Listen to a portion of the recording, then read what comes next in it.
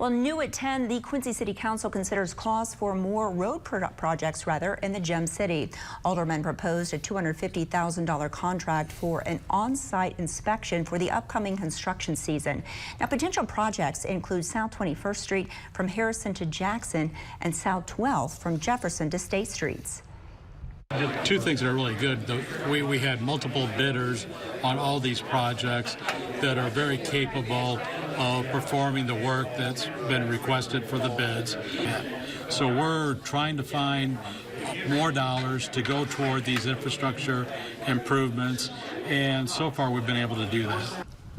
Now, Mayor Mike Trobe says an estimated around $3.5 million is needed for construction of both South 21st and South 12th.